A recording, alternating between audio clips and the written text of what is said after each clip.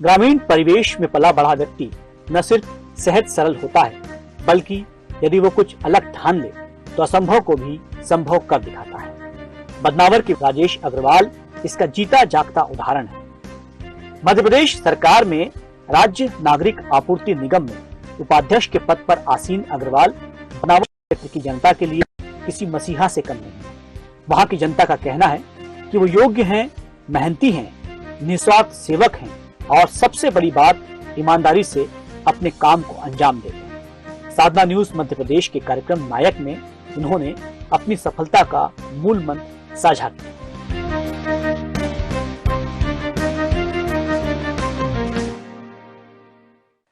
किसी मंजिल पर पहुंचने के लिए मेहनत जरूरी है, जज्बा जरूरी है, लेकिन उससे भी ज्यादा जरूरी है निस्वार्थ मन होना।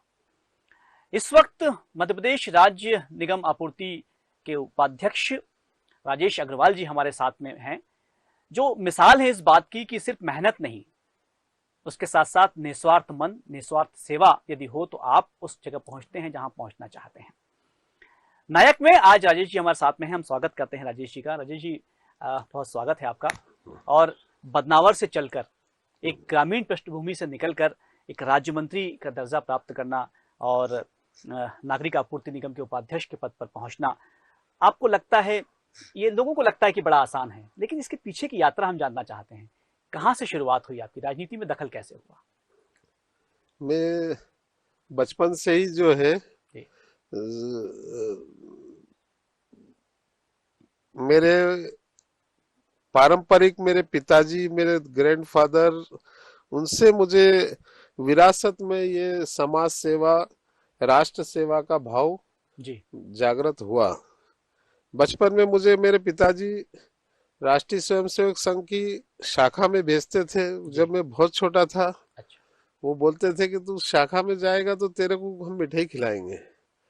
तो मैं बाल रूप में ही जो है राष्ट्रीय स्वयंसेवक संघ की शाखा में जाने लगा। लालच दिया करते थे आपको? हाँ, पे आप जाएंगे तो आपको जो है कलाकंद खिलाएंगे। जी हाँ, जी हाँ। तो हम वहाँ जाने लगे। हमें वहाँ से विचार मिले कि हमारे राष्ट्र का भी दुनिया में, हमारा देश भी, भारत भी परम वैभव पे पहुंचना चाहिए। हमारे देश के लोग और हमारा देश जो है कहीं न कहीं पिछड़ा हुआ है। और खास करके जब धर्म के आधार पे देश के बंटवारे हुए, हिंदुस्तान हिंदुओं को मिला, पाकिस्तान में इस्लामिक कंट्री बनी। ठीक है, हमारा हिंदू धर्म शुरू से काफी सहज सरल रहा, विश्व का कल्याण हो, प्राणियों में सद्भावना हो, सबको समाहित करने वाला है ना। हमारे धर्म में जैसे चींटी पे दया करने का हमारे धर्म में लिखा है। नाग की हम पूजा करते हैं, जो सबसे वेशीला जो जीव है पृथ्वी पे, उसकी भी हिंदू धर्म पूजा लिखी है। कंकर कंकर में शंकर और भाटे भाटे भैरू जी हमारी मान्यता है। नदी नालों को हम पूछते हैं, गंगा जमुना सरस्वती को हम पूछते हैं। हमारे धर्म का जो हम खून खराबा देख नहीं सकते हैं, प्राणियों में सद्भावना हो, विश्व का कल्याण हो, ऐसा चाहने वाला हमारा हिंदू धर्म है। हमें, मेरे पिताजी करीब 20 से 25 वर्ष विश्व हिंदू परिषद का काम किया उन्होंने। मेरे ग्रैंडफादर हिंदू महासभाई थे। तो मुझे विरासत में ये संस्कार मिला। और मैंने जब ये समझा कि भाई कहीं न कहीं हमारे देश में हमारे साथ दोयम दर्जे का व्यवहार हो रहा है। आप देख ले कि कश्मीर से हम छोटे थे तो नारे लगाते थे, दूध मांगो खीर देंगे, कश्मीर मांगो चीर देंगे। फिर हमें मालूम पड़ा कि हमारा देश कश्मीर है हमारे देश में, लेकिन हम वहाँ बस नहीं सकते, हम वहाँ रह नहीं सकते, वहाँ तिरंगा भी नहीं फहरा सकते ओपनली। तो मन में ऐसा भाव आया कि नहीं यार, अपने को राष्ट्र सेवा में कुछ जीवन का समय देना चाहिए। तो मैं संघ की शाखा में फिर मुख्य शिक्षक बन गया। फिर विद्यार्थी परिषद का काम मैंने किया। विद्यार्थी परिषद का मैं अध्यक्ष रहा उसका, क्योंकि वहाँ विद्यार्थी परिषद में मुझे लगता था कि ये जो है काफी लाइन लेवल से और राष्ट्र सेवा करने वाले अच्छे स्टूडेंट विद्यार्थी परिषद में, क्योंकि उनका नारा ही विद्यार्थी परिषद का था, ज्ञान चरित्र एकता। है ना, ये परिषद की विशेषता तो हमको बड़ा प्रभावित करती है ये चीजें जी कि नहीं यार ये बड़ी अच्छी संस्था है, अच्छा काम करते हैं। तो विद्यार्थी परिषद, फिर युवा मोर्चे में हम चले गए, जी युवा मोर्चे से फिर भाजपा में आ गए, जी और भाजपा में काम करते करते आज मुझे 40 से 45 वर्ष से मैं काम कर रहा हूँ जी पार्टी का, जी जी जी और आज इस मुकाम पे पहुंचा हूँ। जी। तो फिर भी आप आपसे बात करते हुए लग रहा है कि आप लगातार काम करते रहे। आपने कहा कि पिताजी ने चूंकि प्रवोक किया आगे आने के लिए, लेकिन फिर भी आपको लगता है कि क्योंकि बातें, संस्कार होना, बातें होना ठीक है, लेकिन उसे आत्मसात करना, उस पर चलना अपने आप में बहुत कठिन होता है। आपको लगता है पिताजी की जो ताकत थी, उनकी जो स्थिरता थी, उनकी जो उनकी बुद्धि थी या उनकी निष्ठा थी, वो आपके अंदर अंदर ट्रांसमिट संप्रेषित हुई, यही कारण रहा कि आप आगे बढ़ते रहे? हाँ, निश्चित तौर पे। जी और जो आप बोल रहे हैं कि आगे बढ़ना, काम करना, निश्चित तौर पे राजनीतिक क्षेत्र में बहुत प्रतिस्पर्धा है। जी अब आप पूछे थे मेरे जीवन का, मैं आपको बताऊं कि मैं जब राजनीतिक क्षेत्र में जब मेरे को आने का मौका मिला और मुझे बोला कि नहीं अब आपको इलेक्शन लड़ना है, जी तो पहले सबसे पहले मैंने एक सोसाइटी सेवा सहकारी समिति का चुनाव लड़ा।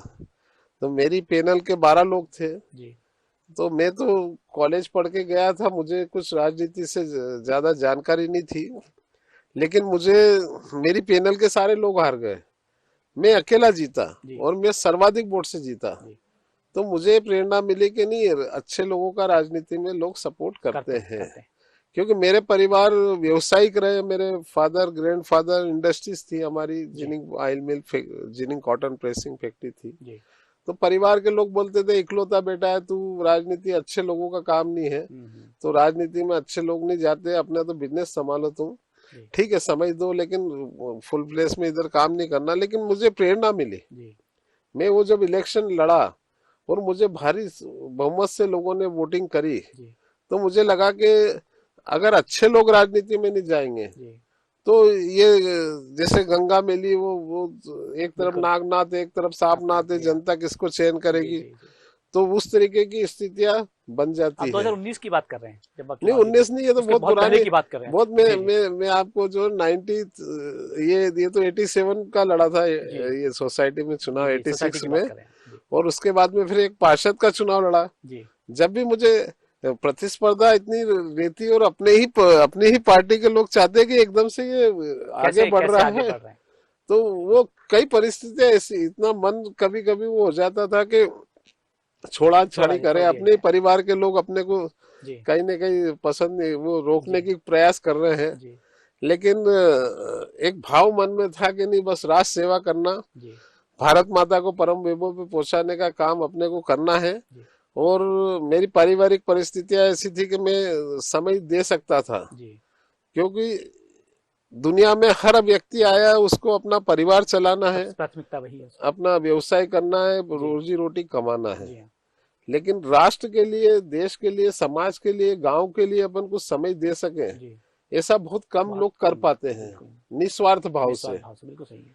है नहीं तो, वो तो राजनीति में तो बड़ा ऐसा है कि भाई नेता बन गए मतलब आपका सब सब बढ़िया हो गया, सब है हो ना। गया। हो भी तो यही रहा है, देखा जाता है। तो क्योंकि कहीं ना कहीं राजनीतिक लोगों ने अपनी छवि को ऐसा खराब कर किया कि कभी कभी लगने लग जाता है कि कोई अपने को नेता बोले तो ऐसा लगता है कि यार ये ये कहीं बदनीयत से बोल रहे हैं, ये हाँ, गाली ये गाली दी जा रही है। गाली दी जा रही। तो मैं चाहता था कि ये क्यों, मैंने वो भी पढ़ा है, मैंने वो भी देखा है जी कि एक समय ऐसा था कि कोई नेतागिरी में परिवार का चला गया, जी तो परिवार वाले सोचते थे कि चार भाई अब इसका परिवार अपने को चलाना है, कमा के अपने को खिलाना है, जी। क्योंकि ये तो दिन भर तो जन सेवा जन करेगा, सेवा करेगा। तो ये कमाने खाने वाला है नहीं। बिल्कुल। तो बाकी के परिवार उसको पालन पोषण करते थे। जी लेकिन कहीं बीच में ऐसे दौर आया कि राजनीतिक लोगों को वैसा कि भाई एक आदमी परिवार में अगर नेता बन गया तो पूरा परिवार तर गया। तीर जाएगा, कई तो पीढ़ियां तर जाएंगी। कई पीढ़ियां तर जाएगी। तो ऐसा देखने में आया। तो जब तक आप अच्छे मन से काम करने, और अच्छे लोग राजनीति में काम करने के लिए नहीं जाएंगे, तो उन्हीं लोगों का राज हो जाए, बहुत उन्हीं अच्छी लोगों बात का आपने, कब्जा हो बहुत अच्छी जाएगा। बात आपने एक आपने जो बात कही कि राजनीति में जब आप आते हैं तो वैमनस्यता होती है, प्रतिस्पर्धा होती है, आपकी जिद, मुझे लगता है जिस बातचीत लग रहा है कि आपके अंदर एक जिद का भाव भी है, यही आपकी ताकत भी है। हाँ, निश्चित तौर पे मन में तो यही धारणा रही कि नहीं, काम करना है। जी कई बार मुझे प्रयास किया अपने ही लोगों ने कि इनको और मेरा मन भी खिन्न हुआ किन्नौर, कि यार अपन फोर फादर से इंडस्ट्रियलिस्ट है, तो अपन जी ये सब का लफड़े में पड़ गए। लेकिन जी कहीं ना कहीं मन में जो भाव था जी कि नहीं, अपने को कुछ करना है, जी जीवन में आए हैं तो, जी और कुछ अच्छा करना है, जी तो उसके लिए फिर मैं संघर्ष करता रहा जी। और आज इस मुकाम पे पहुंचा आप हूँ। पहुंचे हैं। आप जिस पद पर आज आप हैं, राज्य निगम आपूर्ति निगम के उपाध्यक्ष हैं, आप राज्य मंत्री का दर्जा आपको प्राप्त है, आपको लगता है कि पद का होना बहुत महत्वपूर्ण है? कई बार ये कहा जाता है कि पद की आवश्यकता नहीं है, आप सेवा कीजिए, जनता की सेवा करने के लिए किस पद की आवश्यकता होती है, लेकिन आपको लगता है कि कहीं पहुंचना बहुत जरूरी होता है? बहुत बहुत आवश्यक है। जिस प्रकार से आज देश, हमारा देश जो पूरी दुनिया पे विश्व गुरु बनने के लिए हम आगे बढ़ रहे हैं, जी तो सत्ता हमारा उद्देश्य नहीं है, सत्ता में पहुंचना, सत्ता हमारा साधन है जी जिसके द्वारा हम भारत माता को परम वैभव में पहुंचाने का जी काम जी करेंगे। जी तो सत्ता हमारा माध्यम है जिसके द्वारा हम अच्छे काम कर सकते हैं। जी हम कई बार सोचते हैं अरे यार ये गड़बड़ हो रही है, ये गलत काम हो रहा है, ये ठीक नहीं हो रहा है, लेकिन हमारे पास पावर नहीं है। जी हाँ, अगर हम सत्ता में बैठे, पावर में हैं, तभी तो आप कर हम पाएंगे। अपना अच्छा ही जो करना है, हमारी विचारधारा है, जी हमारा सोच है, हमारा उद्देश्य है। जैसे आज मोदी जी प्रधानमंत्री थे तो हमने धारा 370 वहां से हटा पाए। जी जी। अगर हमारी सत्ता नहीं नहीं होती तो होती। हम वो काम पूरा नहीं कर सकते जी थे। जी वो राम मंदिर का मुद्दा हो या आज आज मैं देख रहा हूँ कि पूरी दुनिया में भारत का डंका बज रहा, भारत विश्व गुरु की ओर अग्रसर हो रहा है। जी तो भारत को विश्व गुरु बनना है, ये बहुत पहले हम सुनते थे कि ऐसे कि अंग्रेज ने भविष्यवाणी की है कि भारत एक समय पे विश्व गुरु बनेगा। जी। लेकिन आज हम देख रहे हैं कि आज हम उस विश्व गुरु, आज हम बनने के रास्ते पर योगासन हमारी हमारे देख के पूरी पूरी दुनिया दुनिया कर कर रही रही है। है ना। हमारे धर्म का पूरी दुनिया मान रही है। पूरी दुनिया आत्मसात कर रही है कि जी इंडियन लोगों का जीवन स्तर, इंडियन लोगों की लाइफ स्टाइल, इंडियन लोगों का कल्चर क्या है, जी इसको सारी दुनिया अपना रही है। जी जी जी। तो कहीं ना कहीं ये बिना सत्ता के हम कुछ नहीं कर हाँ, पाए। लेकिन सत्ता जो आप बात कर रहे हैं, आप चूंकि बहुत सहजता से बात कर रहे हैं और आपका जो ग्राफ रहा है वो बहुत ईमानदारी का रहा है, आपको लगता है कि पावर और सत्ता लोगों को बदमिजाज भी कर देती है और बिल्कुल कई बार के अक्सर उसका दुरुपयोग किया जाता है, बिल्कुल जो बिल्कुल। आसपास आप देख भी रहे होंगे, तब पीड़ा सच, होती है आपके मन में? क्या कहना चाहते सत्य बात है। हैं? ये प्राउड जो है आदमी को, ये इतिहास गवाह है कि आदमी जो है कई बड़े पद पे बैठ जाता है तो कभी उसको लगता है कि यार मैं ही सब कुछ हो गया जी है, या जी मैं जो है, तो वो उसका विनाश भी वहां से चालू हो जाता है। जी तो ये सेवा का माध्यम है जी राजनीति। राजनीति में आप मंत्री बन गए तो इसका मतलब ये नहीं कि आप कुछ भी जी उल्टा सीधा करेंगे। जी आपको तो जनता की और ज्यादा जवाबदारी बढ़ गई है आपके जी ऊपर, कि आपके आपके हर काम पे समाज की निगाह है। जी आपको जो काम करना है वो बिल्कुल सोच समझ के काम करना जी है। जी और मैं प्रयास करता हूँ कि मन वचन और कर्म से पवित्र रह के, शुद्ध रह के, इस भारत माता की सेवा के लिए अपन ने जो ये क्षेत्र अपनाया है जी और जिस पार्टी का चयन किया है और जिसकी विचारधारा जो सिद्धांत है, जी। उससे आत्मसात करके हम राष्ट्र सेवा के इस प्रकल्प पे आगे काम करते जी। जाए। इस वक्त जो आपके हाथ में पद है, उसकी कार्यशैली क्या है? किन किन लोगों को लाभान्वित कर पा रहे हैं आप? क्या उनके लिए आप योजना है? क्योंकि ठीक है, आपकी जगह कोई दूसरा व्यक्ति होता तो वो भी कर रहा होता, आप कर रहे हैं तो किस ढंग से डिफरेंट कर रहे हैं, क्या अलग कर रहे ये बहुत अच्छी बात कही आपने। माननीय मुख्यमंत्री जी ने भी मुझे विशेष तौर पे कहा हैं? जी कि राजेश जी, ये बड़ा एक महत्वपूर्ण विभाग है जो आम देश की गरीब जनता से जुड़ा हुआ है। जी। जो राशन की बात आप कर रहे राशन हैं? राशन का जो मामला है कि जी हाँ। लोगों तक अच्छा राशन पहुंचे, जी जो सरकार की मंशा है, जी और उनसे उनके बीच में कहीं गड़बड़ी नहीं हो। जी तो ये ऐसा विभाग है कि कृषकों से जुड़ा हुआ है, कृषकों का माल समर्थन मूल्य पे हमको खरीदी करने का हमारे विभाग का काम है। जी हाँ। और खरीदी करके उस राशन को आम गरीबों तक पहुंचाने पहुंचाना का है उसको। काम है। जी हाँ, जी अभी बहुत हमारे, महत्वपूर्ण काम।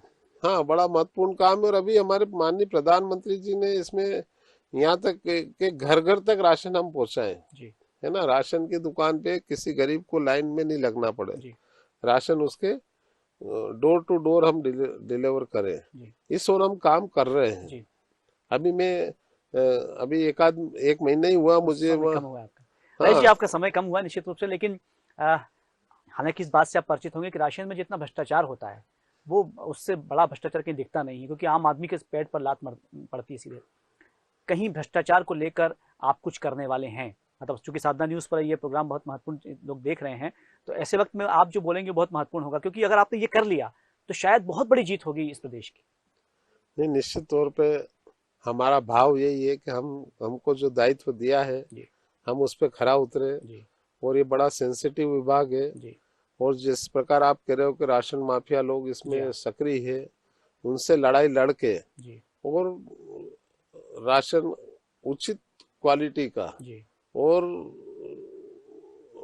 जो इस चीज का हकदार है जी उस तक पहुंचाने का काम हम पूरी निष्ठा से, पूरी ईमानदारी से, पूरी मेहनत से करेंगे। जी मैं अब पूरे प्रदेश में भ्रमण करने वाला हूँ, जी है ना। और मैं उचित मूल्य की दुकान से लगा करके समर्थन मूल्य की खरीदी तक का काम में खुद अपने स्वयं निरीक्षण करने जी वाला हूँ। जी जी तो कहीं न कहीं निश्चित तौर पे जितना सुधार हम कर सकते हैं, जी जी मैं पूरा तन मन धन से उस काम को जी। करने के लिए कृत लेकिन इन संकल्पित हूँ। माफियाओं का आपने शब्द उपयोग किया, माफियाओं का क्या करेंगे आप, क्योंकि कैसे इस सर्कल को, इस काकस को तोड़ेंगे आप? देखिए साहब, काकस को तोड़ना, जब आपने कहा ना कि कोई काम करने के लिए अगर पावर मिल जाता है, जी आज अपने को पावर दिया सरकार ने, जी पार्टी ने पावर दिया है स्टेट मिनिस्टर के रूप में, जी तो उस पावर का उपयोग करके हम करेंगे।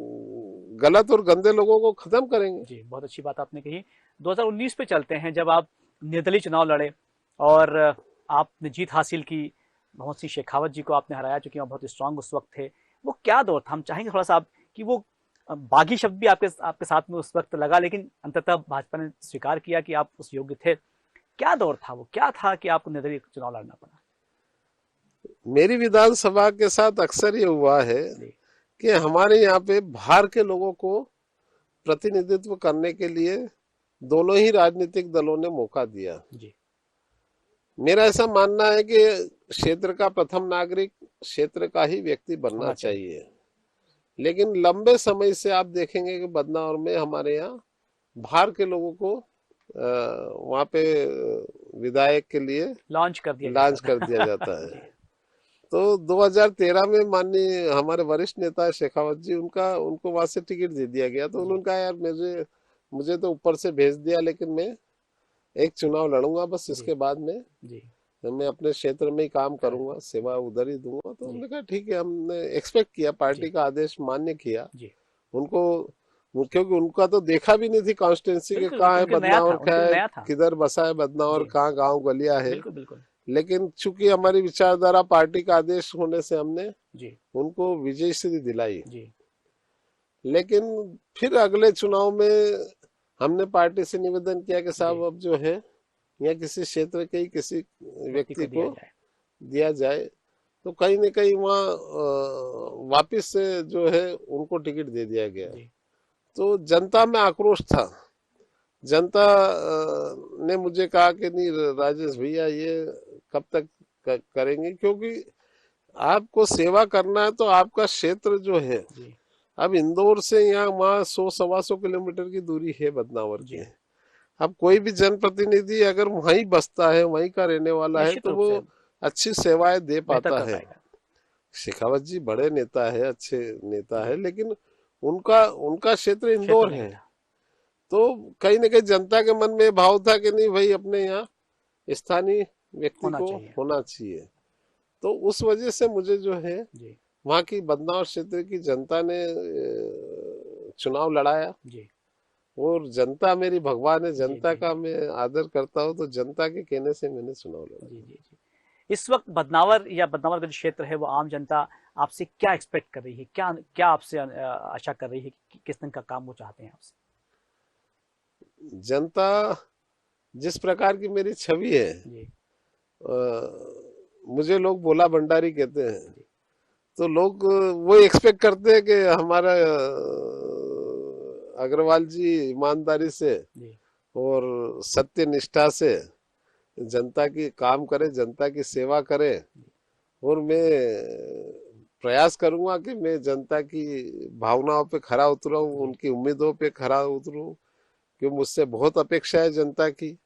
और मिनिस्टर बनने के बाद में जनता की अपेक्षा और बढ़ बहुत बढ़ जाती गई है। जी तो निश्चित तौर पे मुझे, अच्छा, मैं अपना काम जो है पूरी निष्ठा से करता हूँ सर। जी जी मैं कई बार बोलता हूँ कि किसी ने पीले चावल तो दिए नहीं जी कि बिल्कुल अग्रवाल सही कहा कि साहब आपने आप इनवाइट तो अपने किया नहीं है। उद्योग धंधे इंडस्ट्री बंद करके सेवा क्षेत्र में आओ। बिल्कुल मैं अपनी आप स्वेच्छा स्वेच्छा से से आए। आया।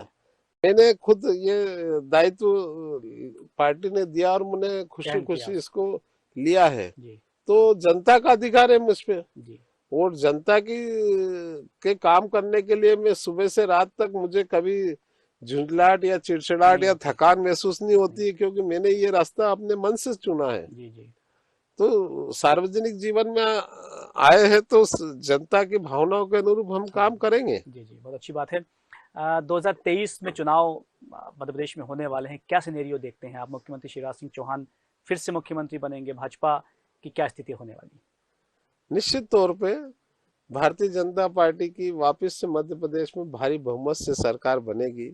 भारतीय जनता पार्टी के काम और पार्टी की विचारधारा को लेकर जो हम काम कर रहे हैं, जी क्योंकि मैंने आपको बताया, अब हम, हमारा लक्ष्य भारत माता को परम वैभव में पहुंचाने का लक्ष्य लेकर हम इस राजनीतिक दल में काम कर रहे हैं। जी तो जनता भी, जनता को जो आज हमारा देश, हमारा प्रदेश जो विकास में आगे बढ़ा है, जी वो भारतीय जनता पार्टी के नेतृत्व में ही विकास हुआ है। जी चाहे अटल बिहारी वाजपेयी से लगाकर नरेंद्र जी मोदी तक ने जो काम किया है, शिव सुंदरलाल जी पटवा से लगाकर शिवराज जी तक ने जो काम किया है, जी तो उससे हमारा प्रदेश का जो विकास हुआ है, देश का विकास हुआ है।